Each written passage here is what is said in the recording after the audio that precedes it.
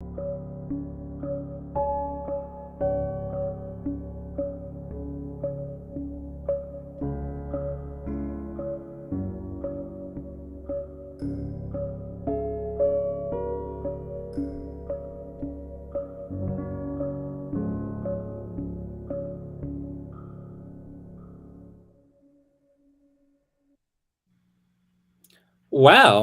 hello, KC.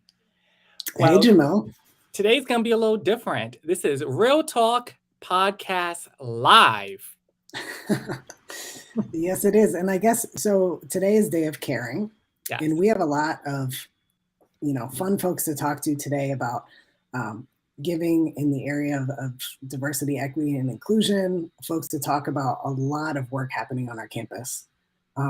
So this is not our usual podcast audience. So Jamil, we should probably introduce ourselves to We the should. people. So who are you? Who am I? So I am Jamil Harp. I work for the Division of Diversity, Equity, and Inclusion. And one of the main things I do at Southern in terms of engaging with social justice is producing and co-hosting with you on our podcast, The Real Talk, Diversity in Higher Education. So together for, I believe, 2 seasons now, we have been in 3 seasons now. It's 3 been a seasons. time. We have been producing content about having critical conversations in higher education around social justice. So we have talked about a lot of different identities, whether it's race, gender, sexuality, immigration status, and how all these issues that impact us in our everyday lives also impact us in the field of higher ed. So that's what I currently do here. I was also a student at Southern recently. I was your student in the communication department. And now we are together as DEI professionals working here. That's right. Yeah, so Jamil and I met in the classroom. Yes. I'm a professor in communication, media, and screen studies, and I'm a cartoonist. Jamil met me in that class where I teach folks how to create their own family stories through writing and drawing in the form of comics. And I do a lot of writing, drawing, and research in the area, like around experiences of being trans. And a big part of what I do now is co-host this Real Talk podcast with my former student, now good friend, Jamil. Yeah. So one of the major reasons we're doing this podcast is to, uphold Southern's commitment to engaging in critical conversations. So we talk about things that are specific to Southern, but also specific to the experience of being a professional in higher ed, being a student, being a staff member. We talk about experiences like being Black in higher ed, being trans, being queer. We talk about so many different diverse topics with lovely guests. And we're just so happy to be here and talk with you all and talk with some more people about some of the great funds that you all can donate to today. So we're advertising a lot of funds. I would say throwing out the first one, if you want to support our work and the work of the Division of Diversity, Equity, and Inclusion, definitely donate to that fund specifically. Yep. Yeah, with the podcast, one thing that we try to do is have conversations that perhaps we're not hearing around campus spaces, and to invite a lot of people into that conversation. So whether you're an alumni, a current student, faculty, staff, we're having conversations that in some way are relevant to you, and that you might be able to use in your workplaces, or to have a conversation with a family member. We did a lot this season about mental health. Focusing on issues that first generation college students have. We're doing an episode coming up soon. This will be topical for students, about post graduation anxiety. Yes. That's a major life transition. It can be a hard time. So we have a guest coming on to talk about some ways to deal with that big shift. But we have a podcast for everybody, and we're trying to open the doors. Yeah. That's right. It's informed conversations, but it's like a dinner table kind of conversation. So we're not lecturing at you. We're definitely having an informal, but really informed conversation with brilliant guests from around the country. Yeah. Particularly in the last couple of years, it seems like this moment to have engaging conversations on campus is so important. Some of these topics are really hard and heavy, but we try Mhm. to model how to have engaging conversations on really tough topics without being hypercritical. And so, no matter your level of knowledge of social justice, whether you are a beginner or you have been doing this work for 25, 50 years, I think you can gain something from this podcast. We are talking to academics. Like Casey, like you said, we talked a lot about mental health this season, talking about students dealing with anxiety, talking about cultural barriers to counseling. So we have all types of topics, array of things, and we're Mhm. having a good time doing it. We're having a good time doing it. And Jamil, so it was really like cool that we started the podcast. We took over season 2. Shantae Hanks, Yes. alumni, and Diana Riza, our VP, started the podcast for season 1, passed the ball to us.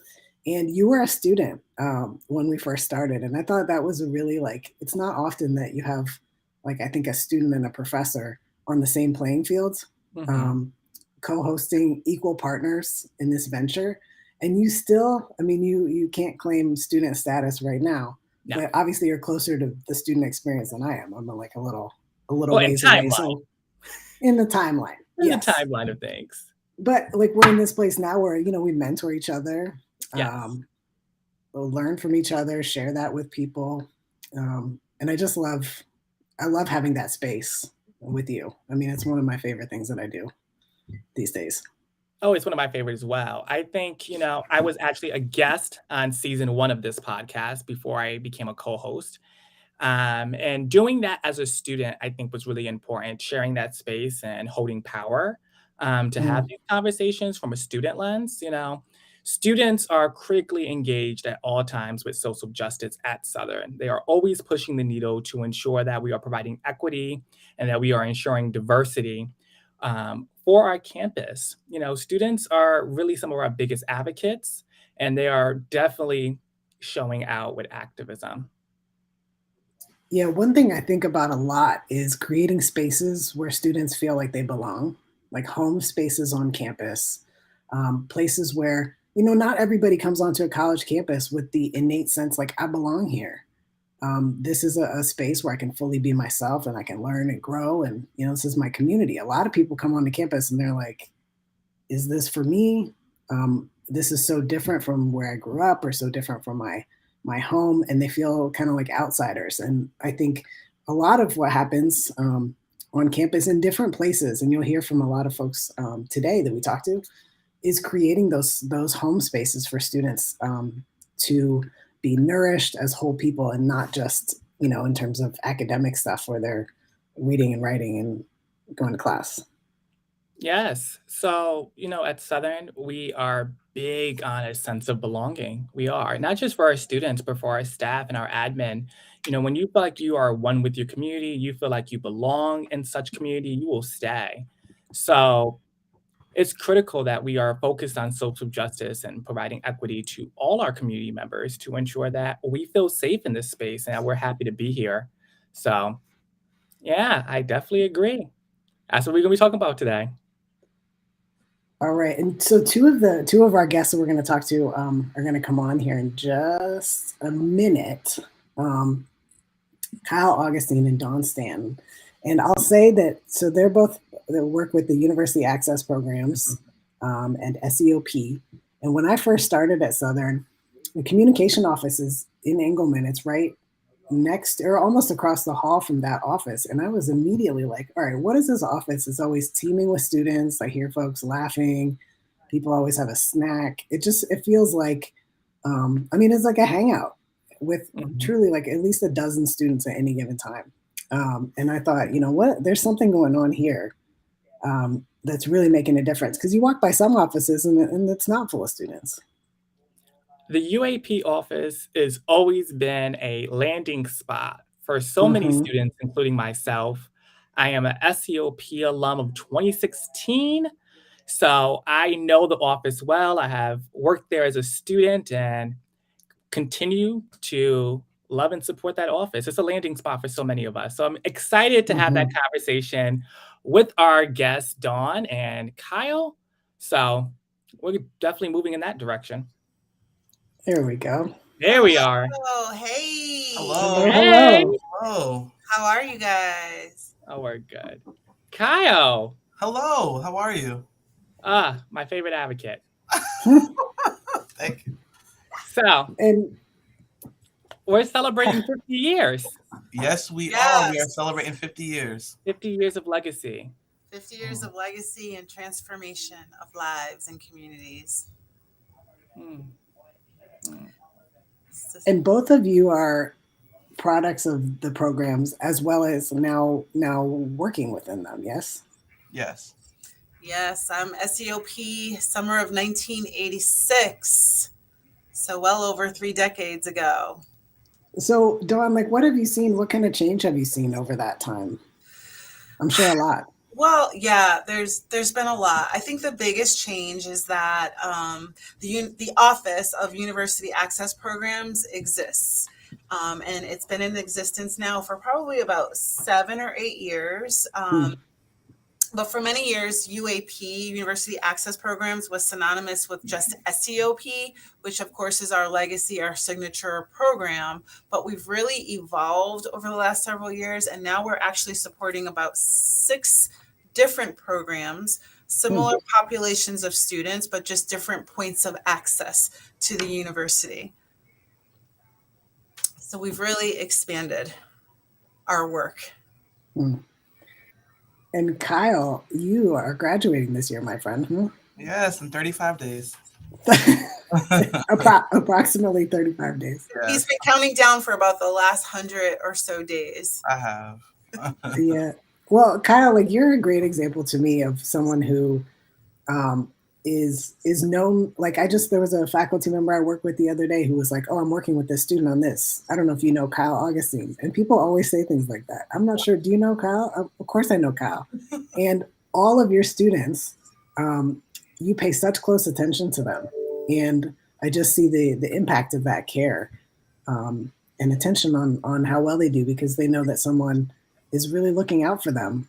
And these are hard times to be a college student. It really is. Most definitely. It's very difficult to be a college student in COVID. But yes. Yeah, COVID had a huge impact on our students. But I think one of our strengths in university access programs, it's literally our model of that one-to-one intervention. The ability to know our students from the beginning of their college journey and then to stay connected until the day we see them walk across the stage. But there's so much power in knowing that you have your person in your place.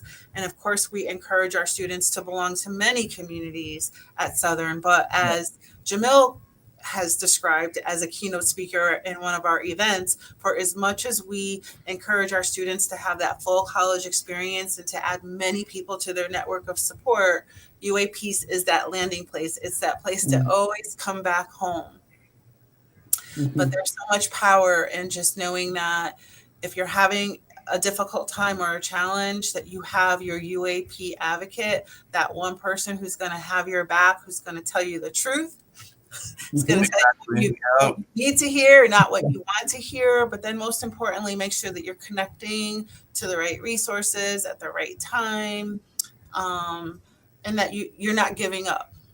Do you know what I mean? That just sort of reassuring that you're cared about. We see you, you matter to us, and let's work together to problem solve and figure out what you need to do to get back on track.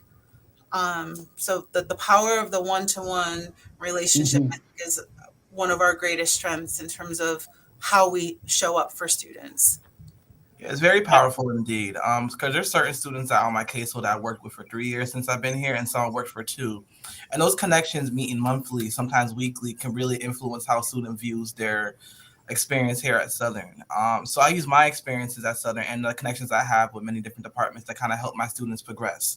And I feel that's very important for students to realize that there is you need to surround yourself with a village in order for you to succeed here at Southern, because it's important to be resilient, advocate for yourself, and it's a necessary skill. So yeah. I couldn't agree more.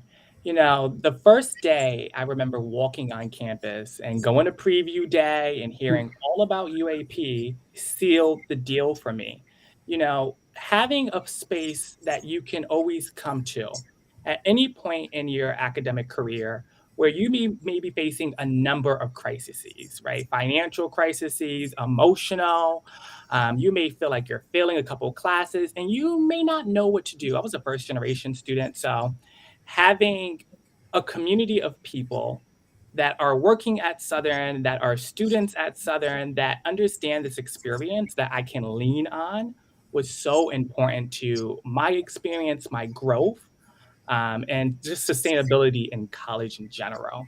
And that is the experience of countless UAP students, not just SEOP students. Mm. So I kind of wanted to talk about what can we do with these funds? Like, why is it important to donate to the UAP fund, to the Black Student Union Fund? Yeah. So first and foremost, I think that it's one thing to get our students to Southern, right? But then from the time that they're admitted and the time that they graduate, like there's a lot of stuff that happens in between those two pivotal points.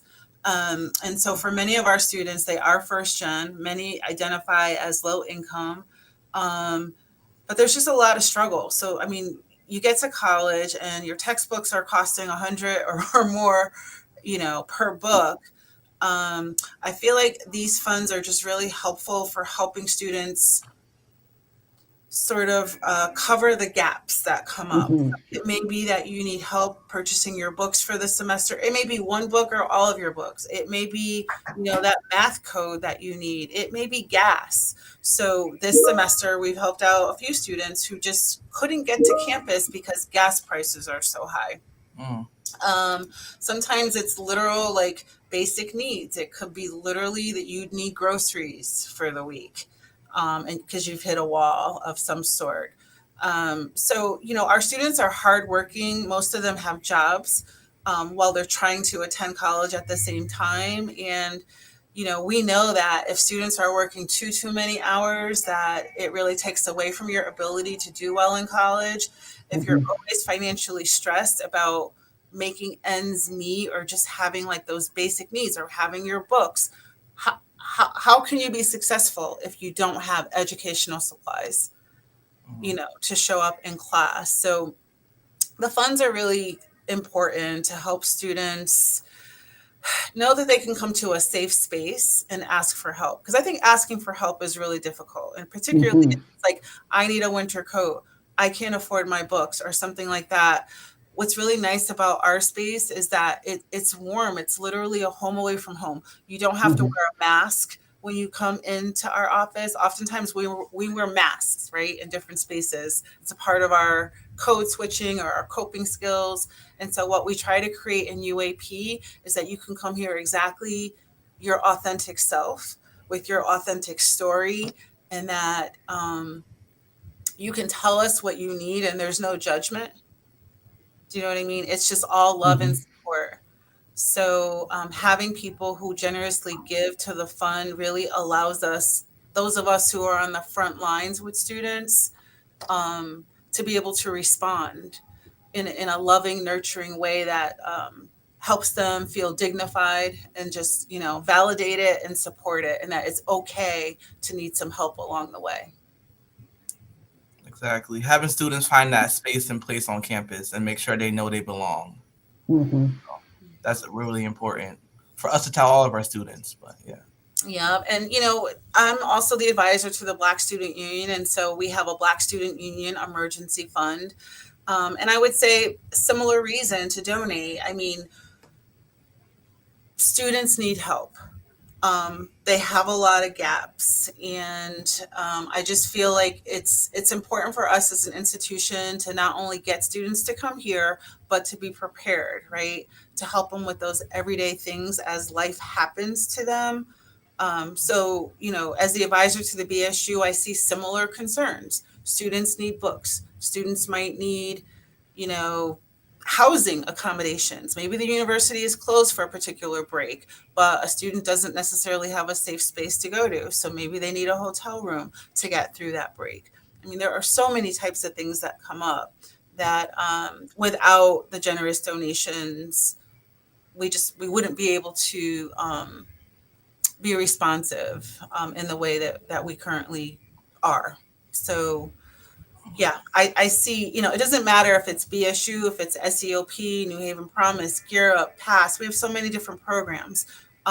These are just different communities that our students belong to. But at the end of the day, their experiences, their needs that need to be supported are common across all those different cohorts. And filling those gaps, it really is so important because there could be just one event that happens for a student, and that could be the moment at which they drop out of school or they're supported by their community and then they can stay in. Absolutely. Definitely. Yeah. Absolutely. We don't want to lose students. And sometimes, it's the funds that help a student be here, but it's also literally, it's just having somebody who that you matter to. Do you know what I mean? So, I've had hundreds of conversations with students over the years where they were just ready to give up for a variety of different reasons. And so sometimes it's a financial thing. Other times they just need somebody to say, I believe in you. Let's talk this through. You can do this. Cry it out. Let's hug. Let's talk about it. Yeah. Okay, and then let's wipe our eyes. Let's reset. Let's set some new goals. Let's figure out what we can control, right? And then focus on that. Particularly in this time of the year when students are registering. I had a conversation with a student the other day where they feel like they don't belong here. They feel like it's too much. This professor not being fair with them. But I just told them, like, you got to recognize the end goal. You're going to walk across that stage in 2 years with that degree. Sometimes you have to struggle. I'm transparent with my students about my struggles during my undergraduate here. Like, I didn't graduate on time. I graduated in 5.5 years, but I still graduated. And just realizing that, like, being transparent with our students, which we all are here in UAP, can really give them the boost they need to kind of succeed. So, yeah. And I also want to say that our programming, it also helps us helps us to provide some programmatic things. So as an example, UAP has a study abroad, study away program that without donations, we could not do. And so Jamil was a part of our first trip to Bermuda. And our trips are fun, but they're also all about learning about culture, history, and the importance of service. Our second trip will go to Puerto Rico in January of 2023. But again, for many of our students, they've not traveled outside of the United States. They've not been given opportunities that really help them sort of build a more world view or world perspective. So Jamil, I don't know if you want to comment a little bit about your experience going to Bermuda, but I know it was transformative for you. We had one girl in that group who had never been on an airplane before. Yes. I will also add that that trip allows students, regardless of their financial constraints, to travel. So many students have never left the state of Connecticut, never mind got on an airplane. The trip was relaxing. It was lovely. It was a transformative experience. We got to learn about the culture of Bermuda. We got to see where other college students studied. We learned about their health practices, but also to be in community with your fellow UAP students really makes you feel like you belong at Southern. And that's what I think we're all getting at here is, through these funds and through the donations of all the donors, we are able to give our students a little bit more that they need to get across that finish line, whether that's grocery money, whether that's some textbook money, or whether that's a new experience like going to a foreign country or finally leaving the state. So we're just providing students with a little bit more resources that they need to thrive, because it's one thing to be a part of a community, but it's another thing to thrive in that community. And so I think the UAP office is operating out of a space of equity, and they are looking at every student as their own individual self and saying, what can I give that one student to make that one student life work? So thank you both for coming. It's been so lovely seeing you all. Thank you for inviting us. Thank you so much. Thank you. Have a good day. Thank you both. See you soon. Yeah. Casey, up next. We're talking about a different focus of social justice, one that may not come up often, but is important. Sustainability. Here we go. Hi, Susie. Hi, how are you both? Thanks for inviting me in. Oh my gosh, thanks for being here. Welcome. My pleasure. So sustainability, Jamil and I, so we co-host the Real Talk podcast, and we need to move into do some episodes about environmental justice. It's been on our radar as something that's so important, because a lot of times folks see environmentalism, sustainability work as separate from social justice work. It really is not. And SCSU has so much really exciting work happening around sustainability. So would you share some of that with us? Yes, I absolutely. Actually, even before I do that, just watching what I was watching with Dawn was really inspiring, and what's happening for Day of Caring also is really inspiring. So before I say anything about sustainability, it's a thank you to the broader community who has been so generous so far. Yes. It's amazing. And in terms of sustainability, yes, social justice and environmental justice, sustainability is so connected to social justice, because the communities where we live need to be clean and safe, and like places that can foster people who are thriving. So it really does sort of boil down to work that helps that happen. And at Southern, it happens in a whole bunch of ways. Some are really big and some are much smaller. But all of them can do more to focus on people and our community here and how we connect to other communities around us, especially New Haven. So the air around us is a little bit cleaner and a little bit brighter because our buildings run super efficiently. Part of my job is to work in facilities and take a look at how much energy the campus uses, and also to hire interns and help them learn how to track these kinds of things too. So the amount of electricity we use has remained relatively the same, even though the footprint, like the square footage of all our buildings, has grown a lot. And it's because we are just really energy efficient. And we have a net zero building that'll get, it's under construction now, and it'll open in a year and a half or so. And a LEED Gold certified science building and School of Business. All of those are run clean and only use a little bit of energy for the amount of work they do.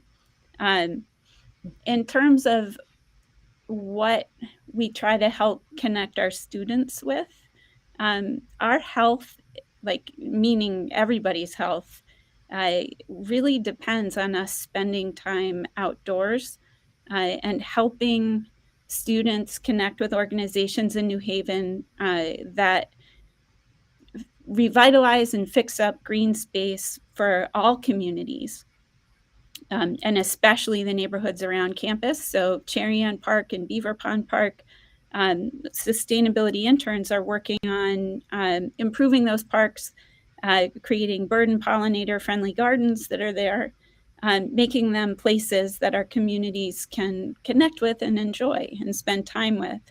And really, during COVID and after COVID, well, not after it, but now in the present time, more students than ever, not just our interns, but in classes that I teach or volunteers at the garden, more students are expressing a sense of isolation or of feeling anxiety or feeling down. And not just spending time outdoors, but spending time together and being involved in projects that are helping in a small way to address environmental issues is important for them, and it helps them feel better. Like if you're involved with solutions, then you're gonna start feeling more resilient if you keep it up. So we've been involved with projects like that. Yes. And so what else are interns doing? I know, so there's the garden related projects, pollinator gardens. What about the food and excess food from dining halls. What about those kind of projects to make sure that that food doesn't go to waste or that gets to populations who need it? Yeah, no, so sustainability interns, and this office can't run without them. We rely on interns to run the projects. We help guide them a little bit and assist when they need it, but really it's the student interns who make it happen. So the food recovery initiative, we partner with Dining Services, Sodexo, and when there's excess food from their operation, so food that hasn't been served but won't be on the serving line the following day, instead of having that food get thrown away, it gets donated to soup kitchens. So the sustainability intern team collects the food on a daily basis and then delivers it to soup kitchens. The garden harvest, the student interns also plan and plant and tend the garden, and that's a lot of work, and donate hundreds of pounds of produce, like 600 or 700 or 800 pounds of produce every year at soup kitchens as well. So all of that healthy food goes to a fork rather than in the trash. So in the past, I think 6 years, we've donated more than 70,000 meals in New Haven because interns are just doing that project every day. And they have come back to us and said that that was a really important part of their experience at Southern, and that just on a daily basis, making a difference a little bit at a time taught them a lot, and taught them what being part of a community can mean. So that is something that is important to me, and I've learned a lot from over the years too. And also our community. So there's so many layers to what you're talking about here, right? So we're helping keep our community here in New Haven clean. We're helping, our planet, but we're also helping our community.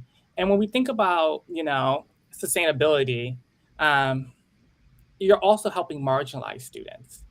So I'm thinking about our 2 reuse stores we have on campus, right? Like our Thrifty Owls. So students who are moving off campus, right? They may be graduating, they may be going to off campus housing, they may just be leaving one residence hall for a year. And they have all of these dorm essential items. It could be a shower caddy, it could be a mirror, it could be extra towels, a printer. They can leave that at a Thrifty Owl store, and then another student can come in and check out and get this item for free to use and keep. So that is a beautiful example of how we're saving items from going into our dumpsters, but we're also helping our residents achieve equity by having them have direct access to things they may need throughout their year living on campus. So this work helps so many students, it helps our community, and it brings us closer together. I cannot think of a better fund to donate to this great work. Thank you. And every single one of these projects was a student's idea. There's the projects we've talked about, and Thrifty Owl, same thing. Students came to us and said, "We want a reuse store, 100% off every day," and we were like, "All right, let's figure it out." And it's nice and stuff, they do. by the way. I've been to the Thrifty Hour many times. It's very nice stuff. You can get cups, plates, bowls. I have seen a TV in there. Like, Yeah. it's good stuff. It's not like, it's good stuff. It's good stuff. Yeah, no, it's great. Students who don't need those things when they're leaving, they can leave them at the Thrifty Owl and make sure that somebody else gets it. We do food drives. There's a textbook donation program. Anything that shouldn't be thrown away, we try to find a home for. And students are actually helping us now with gently used furniture at the university level. So office furniture that won't be reused again, rather than having it get tossed, gets donated sometimes to organizations like Iris, or to ConCat or ConCorp. or to bigger organizations like Goodwill. Those big items also are finding their way back into the community. And Heather Stearns, who runs the office with me, has done a ton to make sure that happens. And student interns are always right there with us too. Well, I want to acknowledge the fact that you're saying so many of these ideas are coming from students, and it's not a given necessarily that faculty and staff listen to student ideas. Sometimes, like we faculty think that we know best. And so the fact that you're open to building a culture of sustainability that's driven by, our students, of course, are creative and care and pay attention. And so it's just wonderful to hear that you foster that in students and build, from the ground up, so to speak. Yeah, no, Casey, thank you. It honestly, like, students are ready. We don't need them to wait to make a difference. They don't need to know anything else to get to work. And we want to pay them. Yes, that's a key point. We're ready for more interns. And they sometimes need a little bit of coaching and a little bit of support and guidance, and we can provide continuity where students will come and go over 4 years or so. We can help make sure that they're finding what they need to get projects off the ground, or if there's some concern or pushback regarding the safety of, I'm thinking of food recovery. It took a little while to make sure that we were doing this in a way that was up to health code and not a liability concern, and it's not. So we were able to do that, and students then don't need to spend a couple of years figuring out how to do it before they get started. Like, they can just, it keeps things moving quicker, and so we accelerate progress, which is what we need to do. Yes. I think students are some of the most important parts of moving forward with social justice. The only people that know what it's like to be a student today at SCSU are students. Students tend to know about their experience best, and they tend to also see the flaws in the system. And so when we are looking at to fix and progress social justice issues on campus, students are always at the forefront of our minds, and at the forefront of this work, leading and taking this work to new heights, and passing the baton to the next generation of students and moving forward. And so hopefully folks will donate to the fund so students can continue on building what past students have done and make us a more green campus. Yeah. And the sustainability of paying those interns, which is really important. It is important. It helps them, they're trying to make ends meet, and they want to do it in a job that matches up with what their interests are moving forward. And we do know, and we see all the time, students who in any number of ways have been marginalized or need some support. And we help provide that. And if we aren't necessarily the fit that they're looking for, we help them find it. So, like listening to Dawn when she was talking before, and the work that she does, it's so inspirational. And our students who are here have so much to give. They as soon as you invite them in and show them the ropes a little bit, they're rolling and ready to make a difference. And so that little bit of support that can be provided goes a long way. So again, thanks for, helping us amplify the message today and talk about the fund too. Yes. Excellent. Thank you, Susie. It's really been great to learn about some of the initiatives happening on campus. It really is exciting. Yes. Yeah, and thank you for all the work you do. Likewise, right back at you. Okay. All right. Thank you. Up next, we have Diana Riza. And Dr. Kelvin Rutledge. Yes. There we go. Hello. Hello. Happy Day of Caring. Yes, there's so much excitement. I have to say, There really is. you know, you're walking around campus, whether it's picking up a donut, going to the food truck, students, athletes, everybody out and about, and it's so nice, and it's a beautiful It's day. very lively. It's a gorgeous day in New Haven. Yes. No, very excited to be here. Thank you, Casey and Jamil. Likewise, very happy and great to see all the social engagement well digitally for those who can't be here in person here in New Haven too. Yes. So we're talking about so many initiatives today. Woo! So many, so much good social justice work. Let's talk about some of the work we're doing in our division.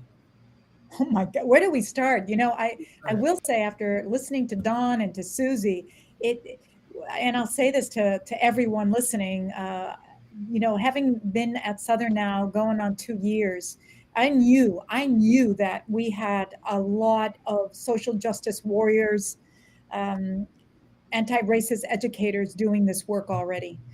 But I believe that one of the, and I say a special gift, is the division. And me coming into play is not to start doing new work, but it's really to work with others. Collaboration is key. I also think intentionality is important. And the fund that we're trying to raise, the DEI Excellence Fund, is really to be flexible with all the initiatives that are already going on campus. I mean, I know we're talking about so many, Black Student Union fund, we're talking about the Sage Center LGBTQ plus fund, we're talking about university access, so many funds. I kept thinking, where do I put all my support, right?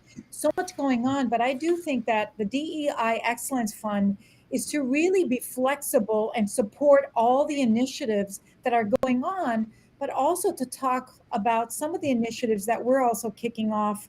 And one of them, of many, is the Real Talk podcast. And I feel like, you know, Casey and Jamil, this has been an incredible journey that we are here at this point. You are facilitating this conversation with all of us, but that where you started, where we started, and where we have landed. I mean, I think all of you could talk more about that. And I don't want to say more there, but I feel it's been just an incredible journey, just in the way you and Jamil have facilitated these conversations, not just to our Southern community, but statewide attention and now national attention. So I gotta slow down here. Gotta slow down. Yes. So much work is happening. Like you said, the podcast, we started off so much smaller. And, you know, every semester we get larger and larger and a little bit better at it. And, you know, with additional funds, we can get even better. You know, our audio quality has gotten better. We have gotten more diversity in our guests. Our topics have gotten larger. Our ability to reach larger audiences have greatly increased. So we're continuing to facilitate, you know, complicated conversations that people are trying to have around dinner table, but on a podcast. So, Kelvin, I know that you just came on board not too long ago. It seemed like forever. Like I've had you in, you know, as an EVP She forever. wishes. But I will say that, you know, some of the work that you already have been doing even before you came on board with the collaborative. I mean, I know that's another initiative that we're focused on. I don't know if you wanted to say more about that too. Yeah, absolutely. And I think one of the biggest opportunities that the division really sees is this opportunity to, one, what does it mean to be in true, genuine relationship with our external community, whether that's here in New Haven, throughout the state of Connecticut and beyond, right? What does it mean to truly show partnership and show up for each other, but also facilitate things that just help us show up as people? I think that's so important to where the collaborative can truly potentially sit both being internal and connecting faculty, staff, and students to our partners, but also externally amplifying the great work that community is really uplifting around things such as sustainability, such as kind of community engagement and service, and even thinking long-term to how we just generate better and more long-term relationship building. So excited about the potential that will be coming through the collaborative in the future. Yeah, I'm excited too. I will also say, and just trying to do a special shout out to the Monarch Scholarship, because I think that, and I've learned a few things along the way. When we talk about, and you heard it from Dawn, you heard it from others today that speak to the need for our students. The computer that they may not have, or I'm working full time and I just don't have time to engage in all the activities. How could I get a little bit more support in some of the needs that I need, for, that I desire, but I also require for me to finish this program.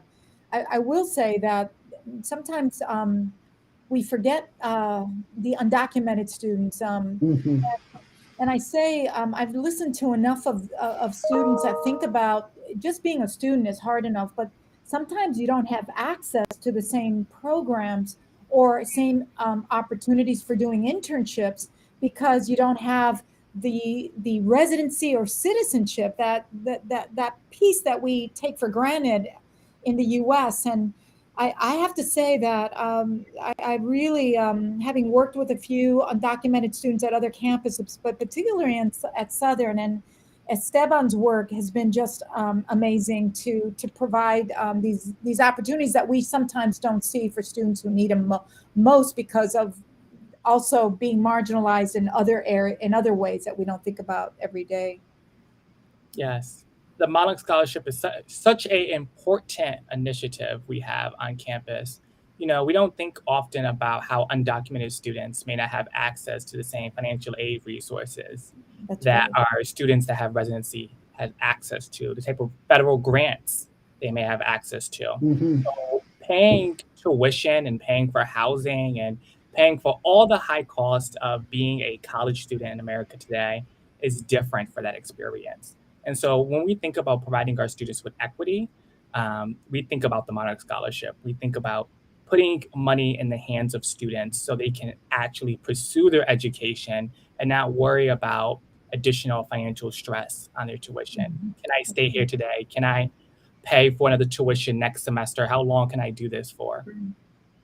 I'll also say, and I'm sorry if I'm taking too much space, but enough to say that even, and Kelvin, you know a lot about this more than I do, but I was speaking to an amazing alum yesterday, and just, sharing, our work and what does that mean for the fund. And I learned so much from this alum that, she spoke about the inequity of unpaid Mm. internships.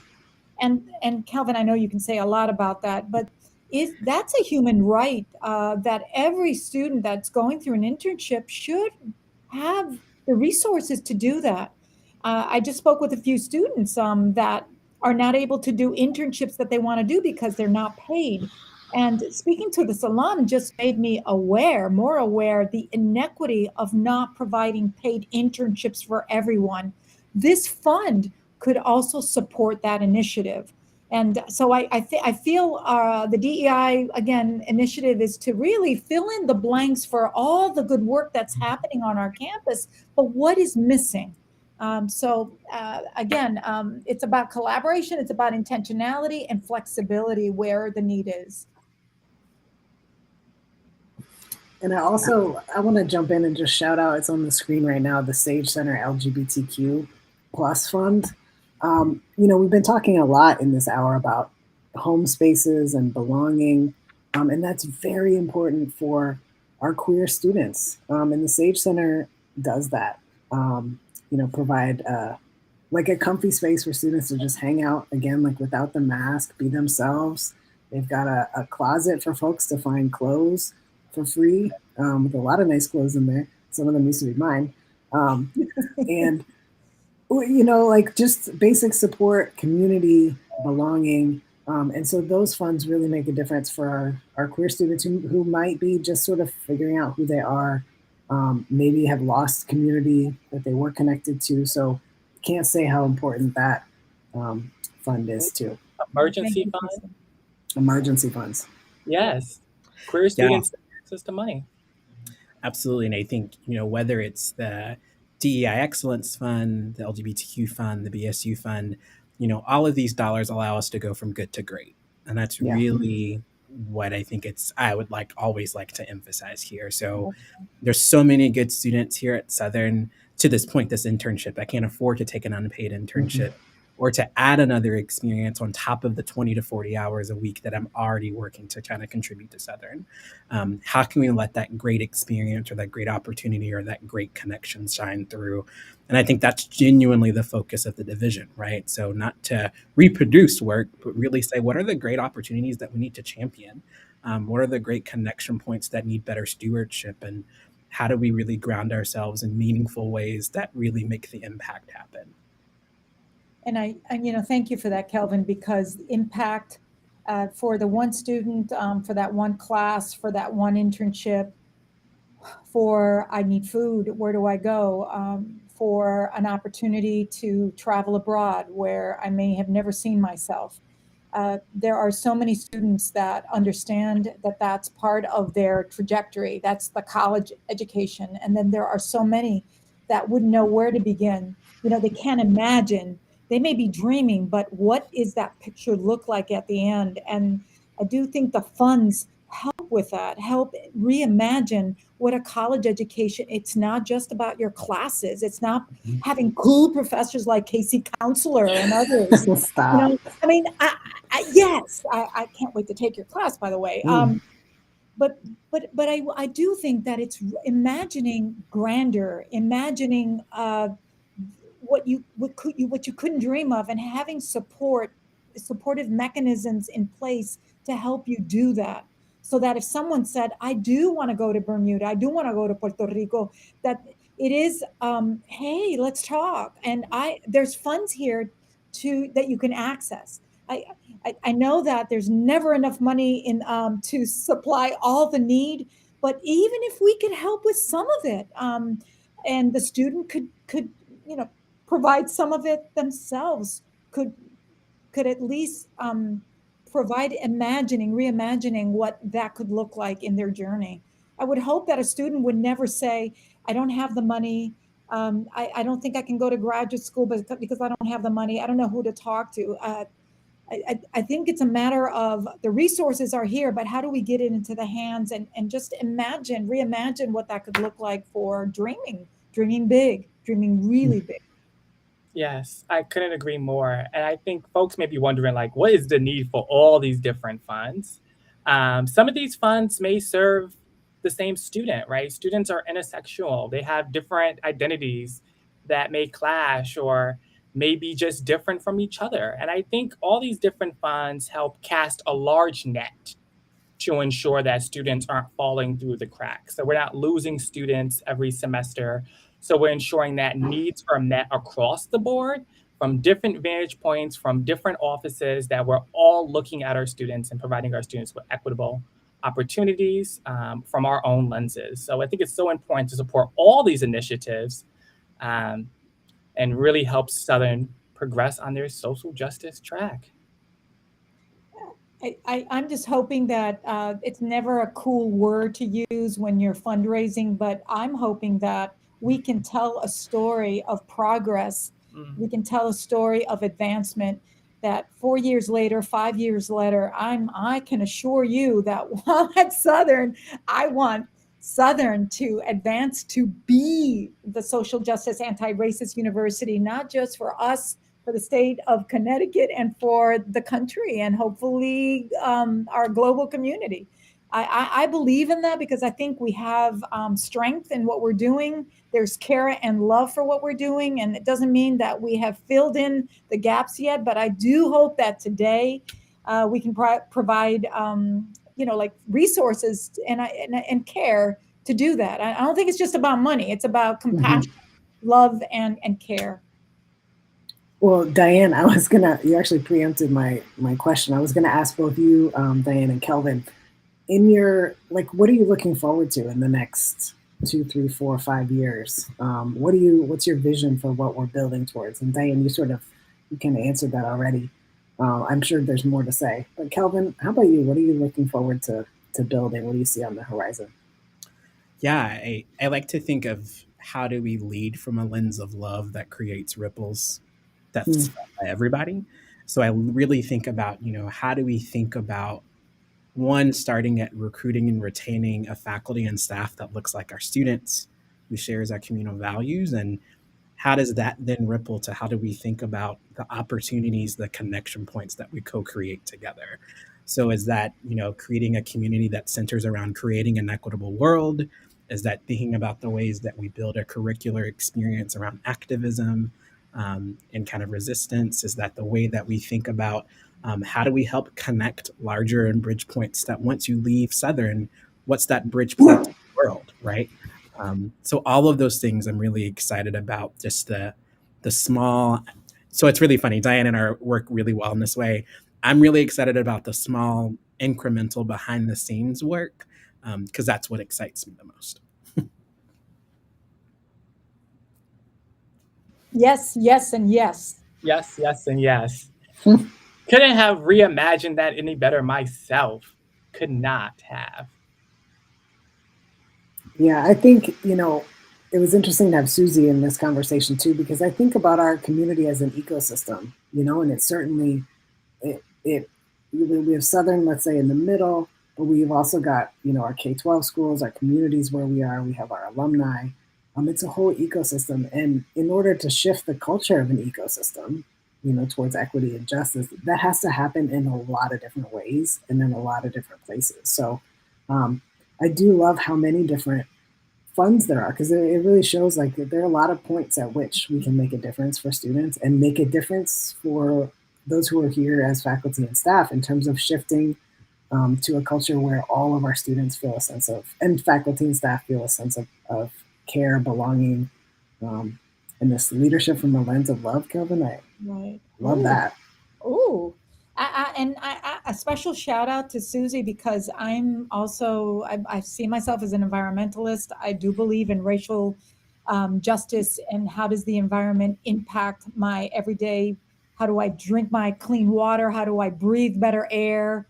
How do I have a green yard or a garden that I can plant and my vegetables? I mean, not all communities have this. And so I think Susie's work, and I have this pledge, certainly with the provost and with Susie, if Susie's listening to me, that we need to elevate how we think about our environment as truly a social justice issue, not just on our campus where we're doing, yes, okay, our buildings are are more environmentally friendly and supportive, but how do we do that with each other in our environments and how we reach out to our community, and it's just not picking up garbage. I'm saying working in tandem with community needs. And we know that New Haven and other neighboring communities need us more than ever, and we need them. So I say that there's a lot of more work to be done, but I also think that measuring our success is important so that when new students come, when alums graduate and they come back, they go, I left that university in a better place. We should always leave it in a better place. We should leave our planet in a better place. So a lot of thanks to Susie and everybody who really is trying to do everything and more to leave Southern in a better place. Yeah, I think that's part of what we're seeing here, elevating the work we had already accomplished in the past and bringing it forward, not just in our own individual departments, but together as a united university, moving forward in social justice and mentorship to our students, to our staff, making sure we all feel like we have a place to belong and that we have the needs met that allow us to be in this community. And it's all about thriving, us thriving as a state, as a university, us thriving in the city of New Haven. And these funds help allow us to bridge that gap and for us to have a program, to pay an intern, to pay for a textbook. This work does cost. There is a cost associated with this work.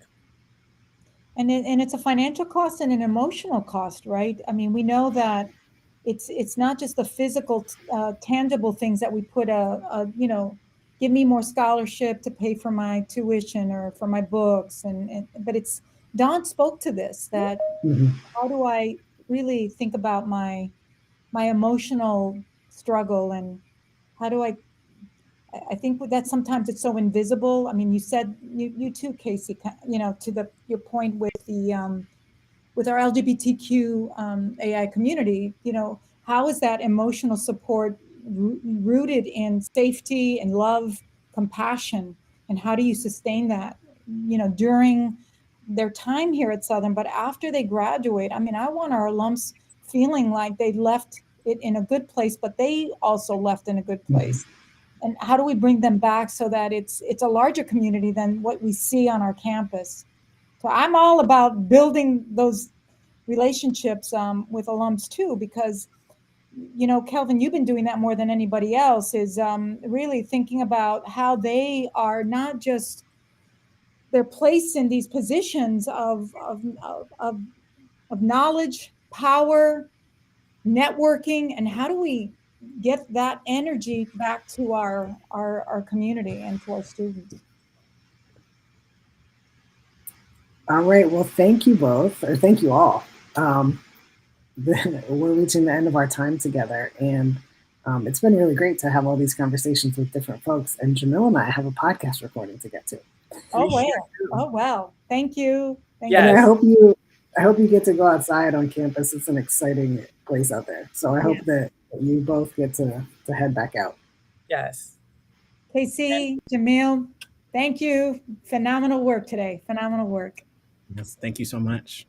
Yes. Well, and for everyone watching, do not forget, you can match funds right now. Please donate. There's so many good funds.